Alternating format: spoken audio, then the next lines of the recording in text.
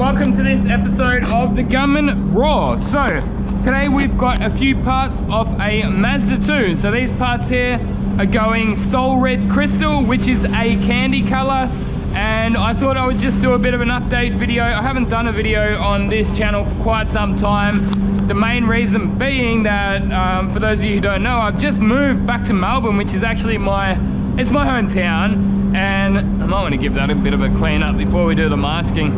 I'll get a rag. Hold on. So, grab this one here. So yeah, I've just moved back to Melbourne, and where I'm living at the moment, the internet is so slow. So I'm actually using like a 4G modem, and it's terrible. So yeah, that's basically the main reason I haven't been doing any raw videos lately. It takes forever to upload. Like, I have to leave my computer on overnight, but I decided I may as well just do a bit of a video on this one, and a bit of an update to how it's all been going. By now I'm sure you've probably all seen my my workshop tour of this workshop. So it's a ripper workshop, all sort of, I wouldn't say state of the art, because there are actually a few things that have came out since this workshop video has been done, but it's all current and modern at the very least. So this video was done in 2003, so it's actually coming up to 20 years old, but hey, it's better than straight out of the 80s, which some shops are, you know what I mean? So yeah, they're really killer, really nice big spray booths. They're low bake booths, and I find them very good to spray in. One small downside, as I say, it's only really a small downside, and it's something that you can definitely work around, and it's just something that you, more than anything, you just should be aware of it, because you can definitely work around it. But I have found that the cabin takes a little bit longer to clear the overspray in these booths, and it's not just this specific one. Like, I've found all low bake booths do take a little bit longer for the overspray to clear out of the cabin. So yeah, basically what that does mean is that you do have to be careful for overspray, because the overspray does seem to linger around a little bit longer. Like yesterday when I was doing the respray on the rest of this car, so I did the body of the car and the doors yesterday, and I'm doing the rest of these parts now, obviously. And yeah, when I got up to like the last few panels, so I did the body of the car here, and then by the time I got around to that last panel, man, it was so foggy in here you could barely even see, you know what I mean? So obviously a couple of minutes later the overspray has all cleared, but yeah, so the main thing you got to be careful of is, like, you may notice that, so I decided I didn't want to put any wet on wet down on this bonnet. You know, I didn't want to overload the material. It's already got sandable primer. It doesn't need any wet on wet primer. So as you may have noticed, I kept it covered up. Little things like that. Yeah, so even spraying two colors, you do have to be a little bit more careful in this booth. Even compared to where I was working there in Perth, like I could spray 3 different colors in that booth, no dramas, because it had like it was a full downdraft, but it did have like a bit of a waft towards one end. But yeah, all of that aside, I've been loving the PPG wet on wet primers, man. Out of all the things that I do like about the about the PPG system, I would have to say the wet on wet primers are my favorite thing about the entire PPG system. Followed by how easy it is to blend. So I'm using the PPG Enviro base in there, and it's much easier to blend, I find anyway. It doesn't seem to float as easily. So the Stando Blue, I found, just like, if you'd be spraying here, and I'm exaggerating, but you'd be sort of spraying here and you'd end up with overspray nearly all the way over there. You get my point. So yeah, and that's just partly because of the way you have to spray. You have to spray that with like a higher pressure, whereas I've found you don't need as much pressure with the PPG. And I did actually ask quite a few people. Instagram was not really, I wouldn't say a lifesaver, but a very valuable source of information for me anyway, and nailing this system. So look, I had so many people, I can't even name them all, but the Instagram paint community is generally, I would say, a very positive community full of people that are willing to help you. And all you have to do is go and check out my page from about a month ago and read my posts and read all the comments that people are giving me all these good pointers and tips on how to spray the Enviro base. But you know, so I was doing posts, asking the community, going back in the booth, trying their tips and all that, and I ended up landing on one way that one guy told me, and it is just the best if you ask me. So what he recommended to do is go your first coat of base coat really wet, and then dry it out. So with PPG, you have to dry it between each coat of base coat, unlike the Stando Blue, which I was using previously. The Stando Blue was like a one visit system, so you would just come in, spray it, put your 2 coats on in one, or sort of more like 1.5 kind of thing, and then that was it. You dry it out and then you clear it. Whereas with this system, I found most of the time it's 3 coats is what you need to put on. But yeah, so I found you'll put your first coat on really wet. So first coat, you're kind of going for coverage, really. And you use full fan, full fluid, and sort of 25 PSI. And then on your next coat, you'll actually wind the fluid in half a turn. So you're restricting the flow of fluid, turn the pressure down 5 PSI. And then put your next coat on not quite as heavy, and then after that, same thing, dry it out, and your next coat, drop the pressure by 3 to 5 PSI, and again wind that fluid in another half a turn and go on even a little bit drier, like not quite as heavy, and that's it.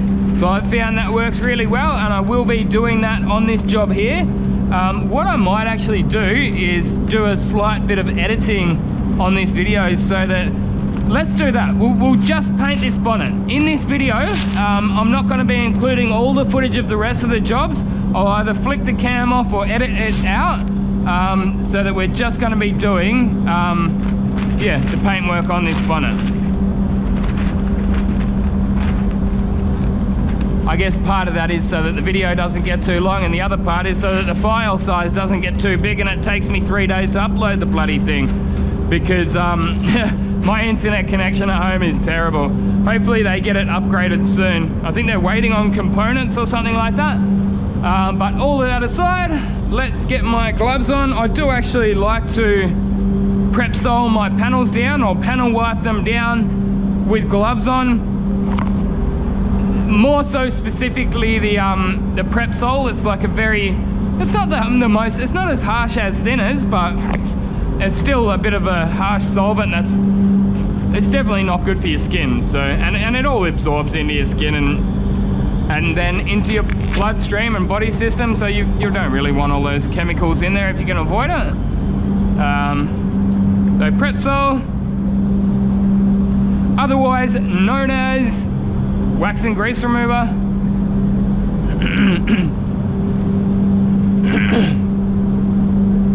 So nice solid prep work on the bonnet, and I did a similar type thing on the body of the car. I wetted all of the entire job except for the roof, because it's where you're putting more clear coat on. So by the time you got your clear coat, your wet on wet, all your colors, it can get a little bit excessive, I've found. So that's another thing that's probably going to get a bit of a mention. What are you wiping your panels down with there, Gunny? And they are microfiber cloths. I actually remember Motivated Painters has been talking about doing that, and I've had quite a few other people tell me to do it for quite some time. And the only reason I actually did it is because they ran out of the standard panel wipes. I walked in the office and they're like, oh, use these. And I'm like, actually, yeah, it's not a bad idea. So I did it on this job and the rest of the job, and I reckon it worked really well. I might start doing it more often.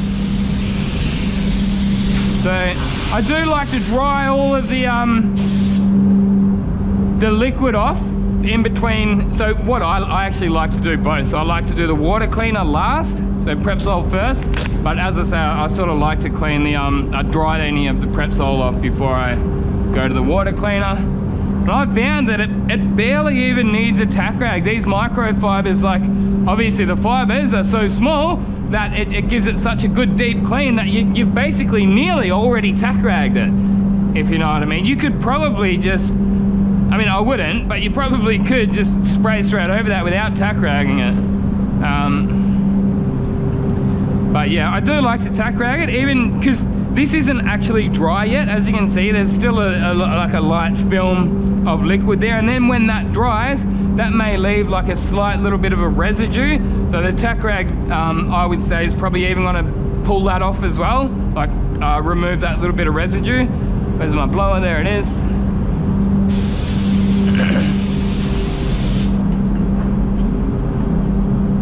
So yeah, at the end of the day, it's just a system, man. Like anything, like I've got a pretty damn solid system as far as prep, masking and painting goes, and just follow it, man. Like I mean, it gets a little bit repetitive, but I still enjoy it, man. And I mean, I follow a couple of guys on Instagram there from America, and they literally just paint all day. Obviously not everyone, but some of the guys there in those production shops, they've got like these spray booths that like the walls open up, and then you got and the car's like on a runner like this, so it's facing this way, but it's on like a runner, and it just comes through. He'll spray it, and then it'll go into the bake booth, and then he'll have another one come in on the runner. So they'll have preppers, they'll have color matches, they'll have maskers, and then they'll have painters. And basically like the painters just paint all day, which to me, like, I mean, I would rather painting than masking or prepping or any of the other jobs, but still, if that's all you're doing all day, it would probably get a little bit repetitive to me.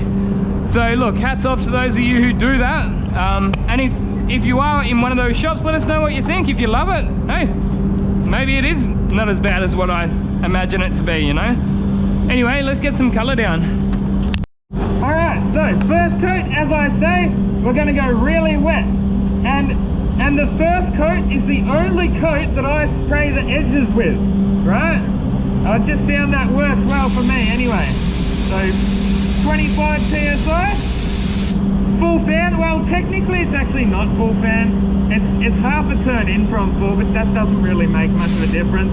Full fluid, 25 PSI. Let's go. Really wet. Let's go really wet with this first coat.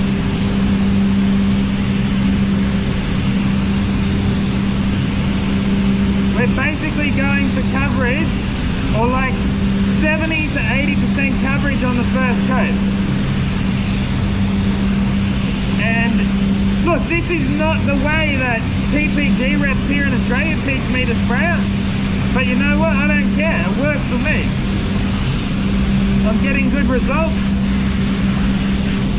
and at the end of the day, that's what really counts, isn't it? Results are the main thing that matters.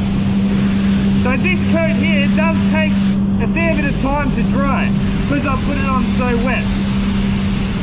But I'll obviously go do a lap, spray the rest of the parts, and then I'll get the air blower and dry it off.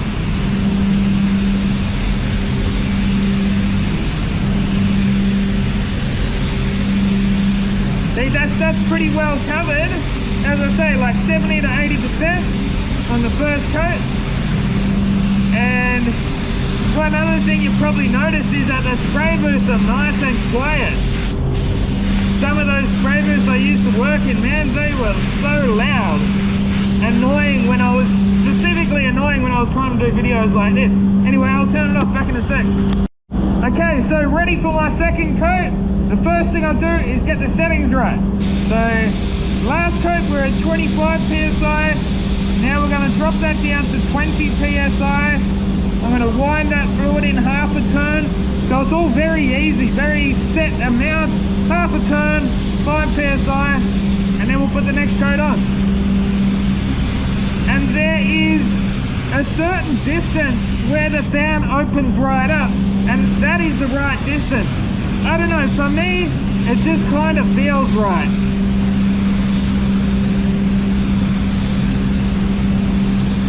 And you're looking for sort of nice even passes,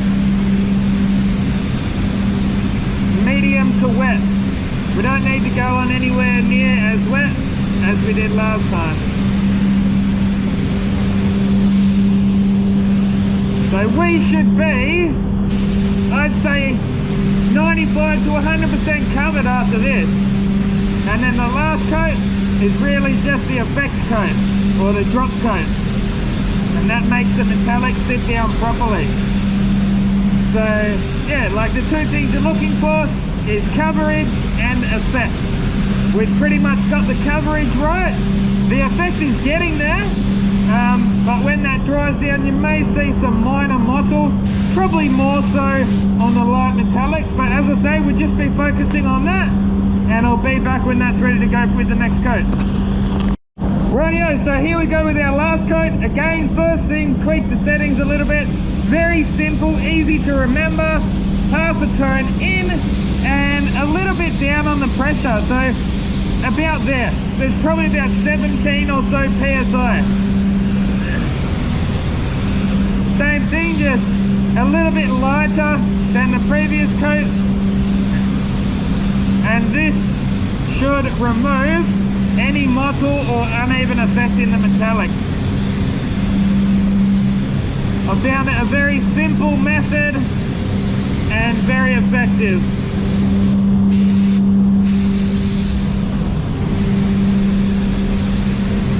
The PPG guys have me doing some convoluted, overly,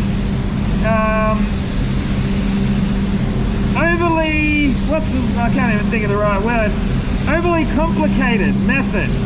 And my way is just so much easier, and the results speak for themselves. You'll see that when it's dry. Anyway, I'll be ready to clear in a minute.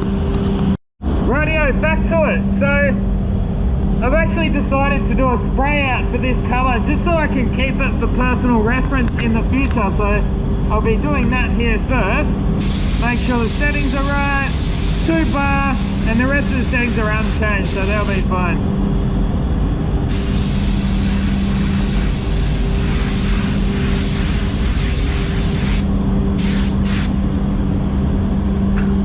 Alright, so yeah. As I say, we're just going to be focusing on the bonnet, and I like to do just one coat of the candy on all the edges. I found that's all I need, and that works for me because I don't want to overload the material on all those edges and have the clear bridging up and all that stuff. So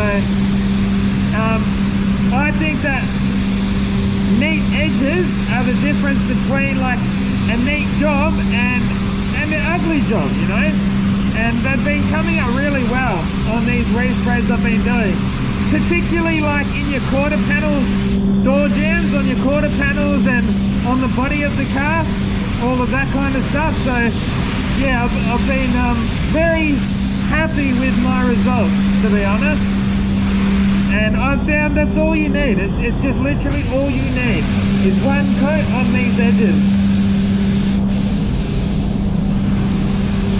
With this candy, just get it on nice and even. I have found that it's the clear coat, because this is 2-pack clear coat, and I've found that the clear coat does actually hold the candy very nicely, like better than the intercoat, or better than the transparent base coat.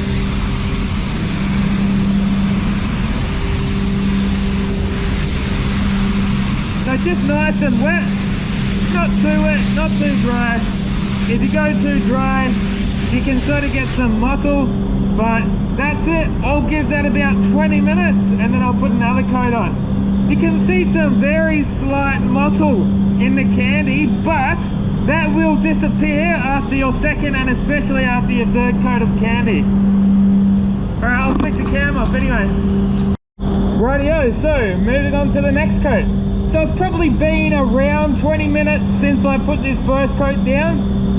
Probably 5 or 10 minutes worth of putting the next coat on, and then I went out for 5 or so minutes, and here we are, ready to put the second coat down. So as I said before, we're not going to be doing the edges on this coat, because you just don't want to build up. I mean, you usually just put 2 coats of clear on. But because it's a candy, we're going to be putting 4. So 3 coats of tinted clear, followed by 1 coat of standard clear.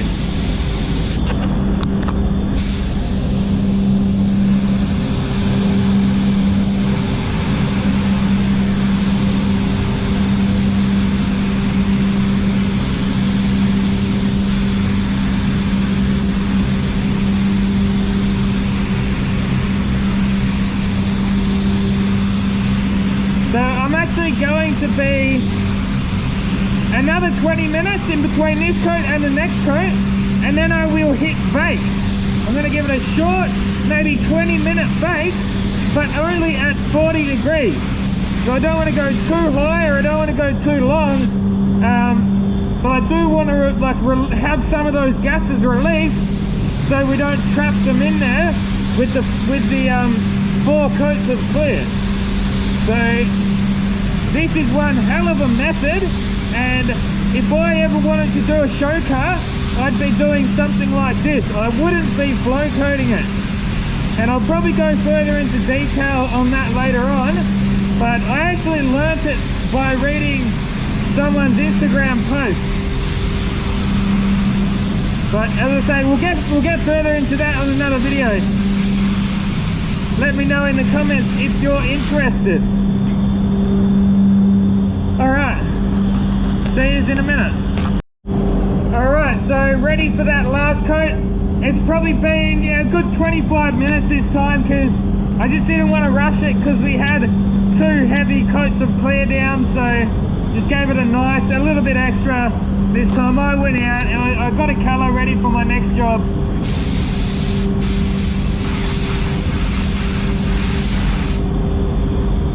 I noticed that it is actually starting to build up a little bit here. They call it window framing, so it's probably like I put a bit too much just on that front section, so I'll be careful of that. The rest of it's all actually pretty good, but I'll just be a little bit extra cautious of that on this coat.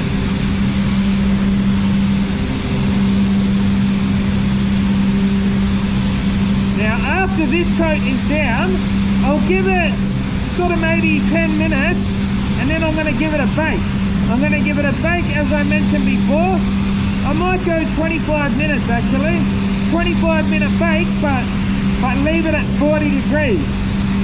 I might either leave it at 40 degrees for most of the bake, and maybe crank it up to 45 for the last 5 minutes. And then let it cool right down again. And then we'll come back in and we'll have some clear in the gun. So some untinted clear will be our final coat.